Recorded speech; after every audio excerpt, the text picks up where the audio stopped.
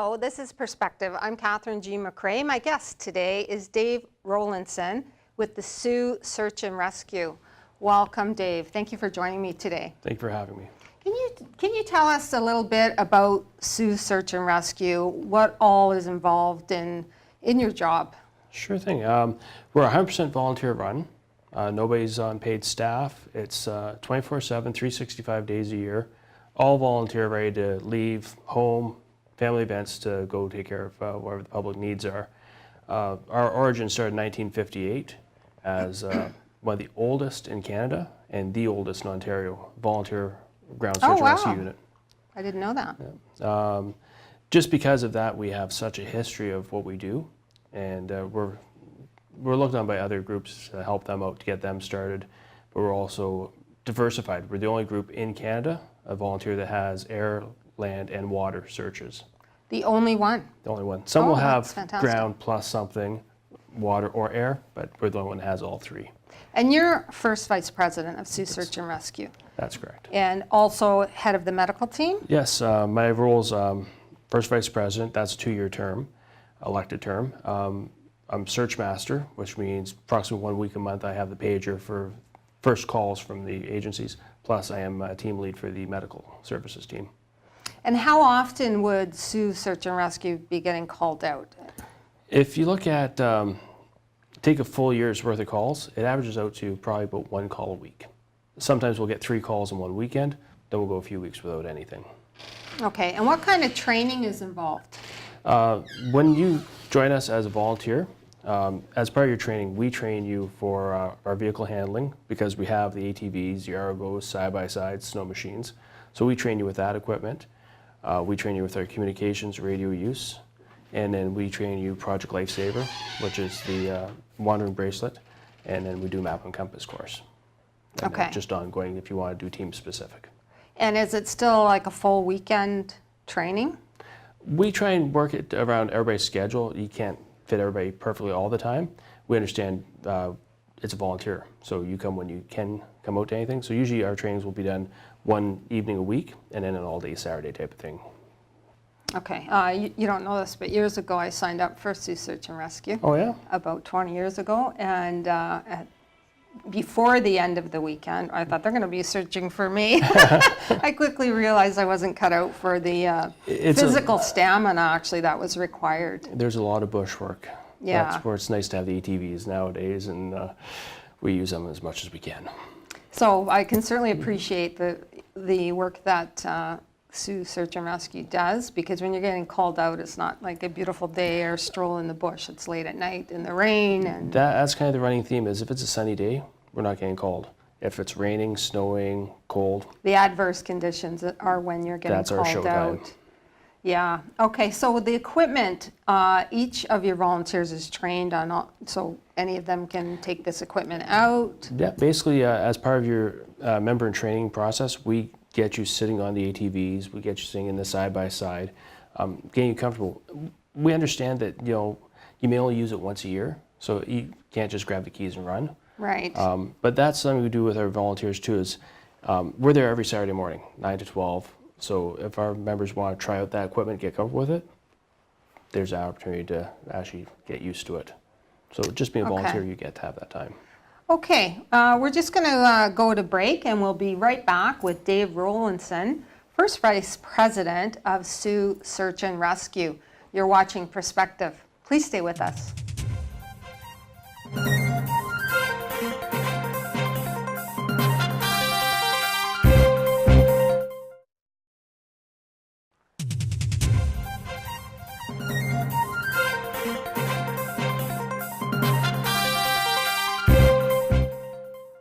Welcome back. I'm Katherine G. McRae. You're watching Perspective. My guest today is Dave Rowlinson, First Vice President of Sault Search and Rescue. Dave, I understand the Sault Search and Rescue works in partnership with the OPP. It's one of the agencies we work with. OPP is kind of the grassroots where a lot of the Ontario Search and Rescue groups work with. We're unique with our situations because not only we have the OPP locally, we have the city police. Not every search and rescue group has a local police force to work with, so we have a great relationship with the Sioux forces. Top that, the ambulance services base. They have the access to call us out for medical calls. Oh, okay. And the OPP has a boat, like you work with their equipment Yeah, with the OPP as well, well, or how does that work? It's we work in partnership. The OPP, a lot of their ground search we work with. If it's an on-the-water search, that falls under kind of the Coast Guard auxiliary side of search and rescue. So we have a boat. JRCC calls us out for that aspect as well. Okay. And there's a HERC that's Yes. partnered, I guess, with Yep. Sioux Search and Rescue? That comes from Trenton. That's JRCC, the joint region.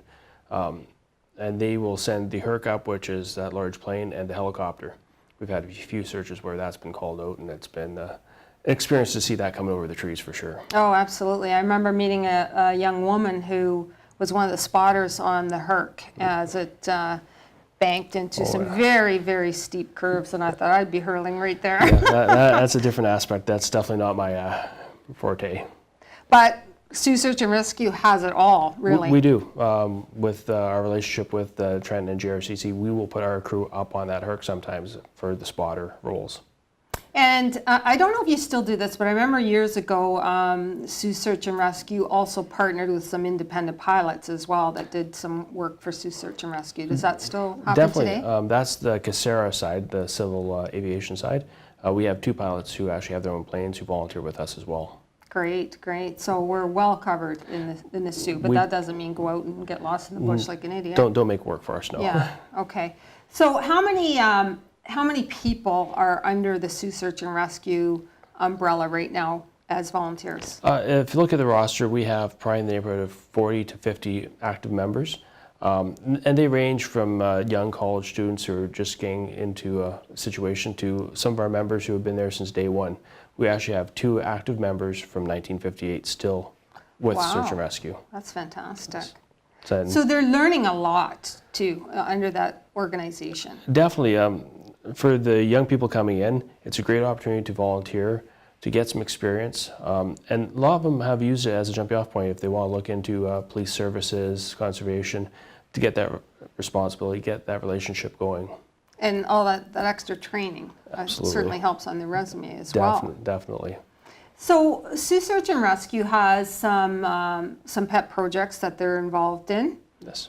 Do you want to speak to one of them? Definitely. The biggest one we do is Project Lifesaver. Project Lifesaver. Yes. What's that all about? It's a bracelet that people wear, and it's geared to the autism, dementia, the people who wander, who are at risk. They wear a bracelet 24/7, and it transmits a certain distinct frequency. So if they do wander, the call goes to 911. So if they're within the city limits, say please get that call. So how does it set off? Like, okay, so if they're in their own home, say the frequency is fine, you don't get a signal, but once they're out of that range, no, or how does that work? It's transmitting 24/7. So it's just almost looks like a small watch band, and it transmits a chirp every second. So whether they're at home, whether they're at the mall, wherever, and it's only audible by certain specific equipment. Okay, so if they're out of if they have wandered off, Yep. so is someone monitoring that all the time? No, what happens is usually there's a caregiver. So if they live at home, it'll be their wife, their child. Somebody who lives with them, a parent for a young child would be the caregiver. As soon as they're missing, they call 911. The police would call us right away because we are the partners for that. And we will send our trucks out with the receivers, and we can actually triangulate on the signal and find them.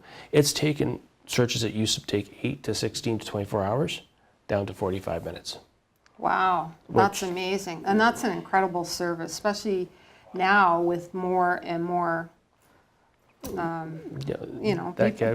our aging population. Absolutely. We need to go to break. We'll be right back. Please stay with us. You're watching Perspective.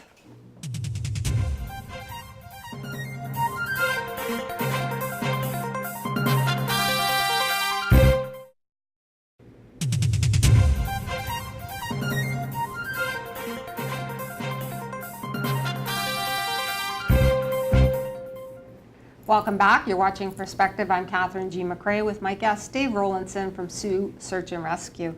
Dave, before the break, we were talking a little bit about Project Lifesaver, and you had mentioned young people volunteering for Sioux Search and Rescue. Definitely. just given the need of Sioux Search and Rescue is more volunteers, many hands make light work. We're always open to volunteers to come and join our team. What we look for is anybody over 18 years old who wants to do that community service. Do they have to commit, X number of hours, or the volunteers, it can be adjusted to their own schedule? It's totally flexible. Everybody has life. Everybody has a job or school or something else that they have to becomes first priority. We understand that you cannot make every call. We understand that. Okay. So if someone wanted to volunteer for Sioux Search and Rescue, they could come out and take the training, and it may take someone a little longer to get through the training than someone else who has more available time. Absolutely. And that's okay. Totally understandable. We try and run the 3-4 courses we need a few times a year. So if you don't hit it the first time in the spring, there's summer, fall, we'll definitely get you in wherever it fits your schedule. Okay, and does someone have to come into Sioux Search and Rescue already having CPR and various trainings already? No, the only thing we ask when you do come to Sioux Search and Rescue is to have first aid, basic first aid. Okay. Just standard first aid. Don't have to have anything advanced or anything. If you want to join the medical team, we'll get you to that point. But every other training we do ourselves. So they could do the training with you for the more advanced Absolutely. first aid training and all that. Definitely, if they want to be on that team, we'll take them up to whatever level they want. And learn how to use a compass too. Yes, that's a critical thing, is the map and compass and Right. GPS. And the GPS. Yes. Right. Okay. And so, as long as they're over 18, Yes. can they come out and sort of view Sioux Search and Rescue and get a feel for it before they sign on? Definitely. We have people at the building every Saturday from 9 until 12 doing maintenance on our equipment. We do our own maintenance. So there's a perfect opportunity for people who are kind of curious what we do to come on out, wander around the building, see what we have. Then the only issue you have to do after that point, if you want to become a member, is come to our general meeting, which is the third Tuesday of every month at 7:30 p.m. Once a month? Once a month we hold that meeting, and then that's where you actually sign up to become a member if you want to go. Okay. So that's a great opportunity for people that might be considering to come around and Kick the tires. kick the tires, see what goes on there, talk to the other team members, and get a feel for it before actually signing up. Definitely. Which is probably important to do, Yes.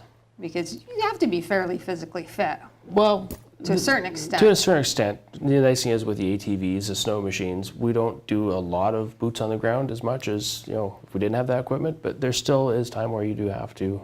But isn't the basic boot camp, you still have to do like a map and compass Map and thing co- in the bush, Yeah. and You still have to that's spend. physically exhausting.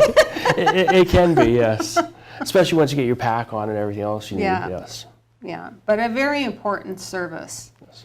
So again, Sioux Search and Rescue has no government funding. No, with the actual Sioux Search Rescue ground force, there's nothing that supports us. We're 100% volunteer, fundraiser.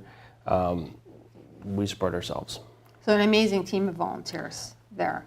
A huge amount. As much work as we spend in the bush doing the searches, we probably spend 5 to 10 times that much time drumming up support for actually existing. Wow. Are there some memorable searches that you've been on yourself that come to mind that, obviously wouldn't have had a good outcome if it wasn't for Sioux Search and Rescue? Every search, you walk away with something.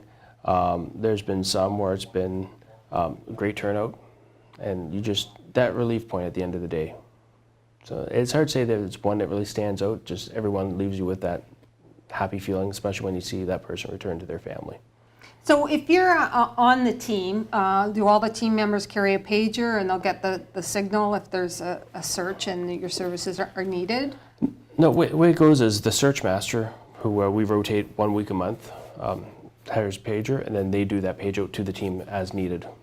You may not need all the members at every search, so you may pick and choose who you need to have your resources. Okay, so that's the search master's job, to figure out how many people are needed, and if so-and-so is not available, then you kind of go to the You go next to, in line. yeah, plan B. Plan B, see who's available. Okay, so Sioux Search and Rescue also has a major fundraiser. We have a few of them we try and do just to keep the doors open. One big one we've done last year that turned out well is the haunted house. Okay, we're gonna go to break, and when we come back, we're gonna talk about the haunted house. Please stay with us.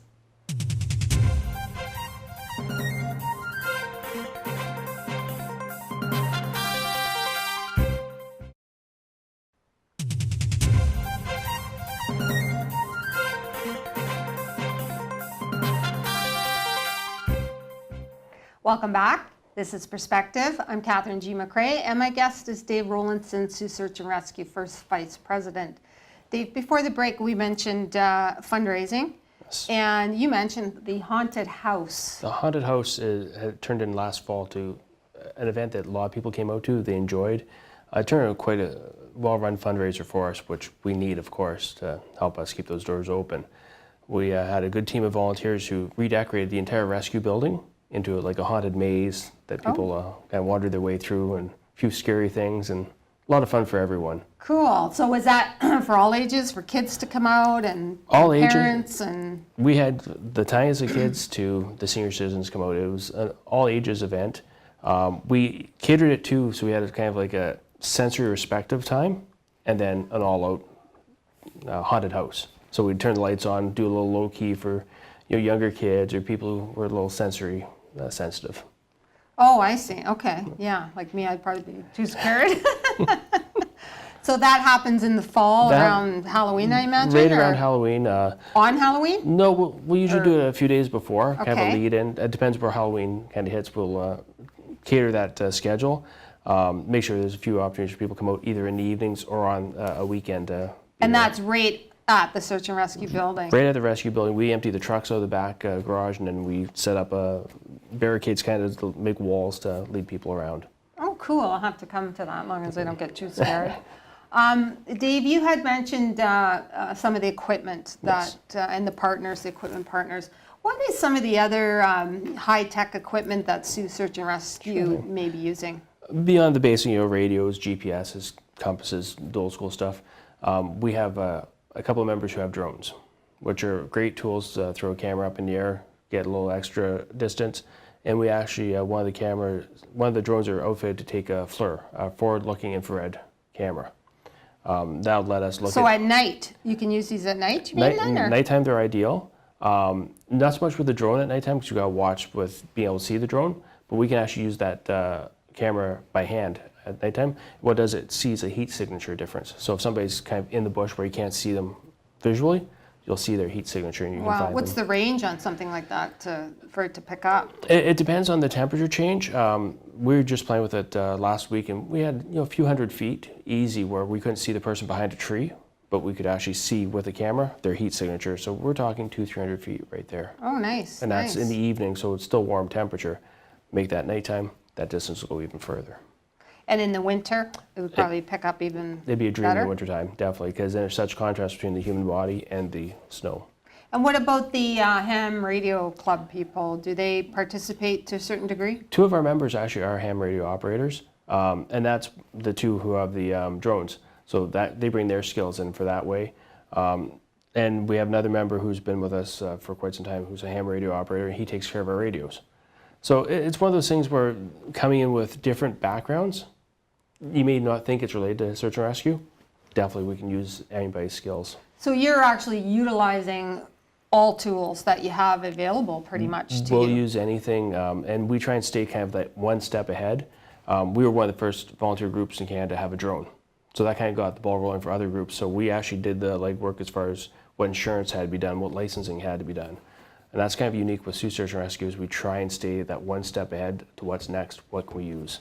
So Sioux Search and Rescue seems pretty advanced because you mentioned you have all modes of, Yes.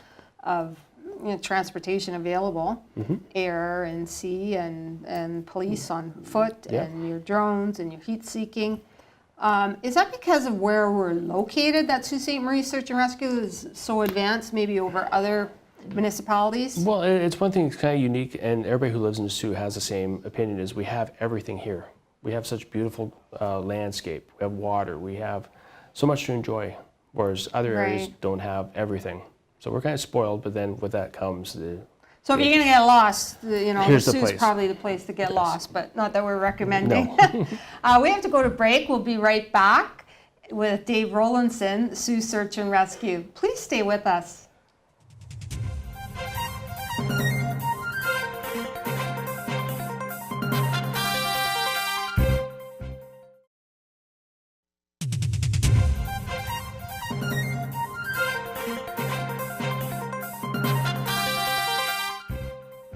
Welcome back. This is Perspective. I'm Katherine G. McRae with Dave Rowlinson, First Vice President of Sioux Search and Rescue. So Dave, we've talked about a lot about the overview of Sioux Search and Rescue. The piece that stands out in my mind is that the organization runs pretty much on its own. There's no governmental funding coming into Sioux Search and Rescue whatsoever. As far as the ground search side, there's absolutely nothing. On the no. ground search Yes. side, okay. So if someone wanted to support Sioux Search and Rescue, aside from attending the haunted house, how would they go about doing that? Can someone donate directly to Sioux Search and Rescue? Absolutely. There's the various ways. Of course, some people have willed it in, for donations at part of that process. The easiest way is go right on our website, siouxsar.ca. Sioux, S-A-R, Yep. dot C-A. That's okay. correct. And there's a little donate now button, and that helps us out by all means for sure. Okay, so you can donate directly if you wanted to. Yep. You can come out to the haunted house. You can come and check out Sioux Search and Rescue any Saturday to see what's going on. Every Saturday we'll always have people there. And if someone is seriously considering volunteering and becoming a Sioux Search and Rescue team member, what do they need to do? What would be the first step? Should they call or should they just come out? First step is come on that Saturday. Just get to see the people who are there, get to meet the faces, and just look at what the equipment is. Sometimes that just is the deciding factor for you right there. Okay, so they don't have to let you know ahead of time. They just need to show up on Saturday morning. Yep. What were the times again? 9 in the morning till 12 noon. 9 to 12 noon. Yep. And you'll be there, or somebody will be there? We'll always have a crew there. People will be there? Yep. And you also mentioned maintenance. What if someone just wanted to do the maintenance on your vehicles? Is that... Usually there's still full members because we still like to get you out in the bush helping us out, because maintenance at the building sometimes is needed out in the bush as well. We've had stuff break down and we've had the crew, you weren't on the search, but you've been there, turning a wrench to fix the equipment to get back into the trailers. Right. Well, I just want to say, Sioux Search and Rescue is so important, that the work that you do, and it's a matter of life and death. Obviously, it can be a matter of life and death. So, if you're watching and you want to volunteer, please show up on Saturday at Sioux Search and Rescue. Visit the website, Sault, S-A-U-L-T, S-A-R.ca. Yes. Dave Rowlinson, First Vice President, Sioux Search and Rescue. I want to thank you so much for coming on Perspective today and explaining a little bit about Sioux Search and Rescue, a fantastic organization and critical for everyone who lives in the vicinity of Sault Ste. Marie area. Thank you so much. Thank you for having me. You're watching Perspective. Till next time, what's your perspective?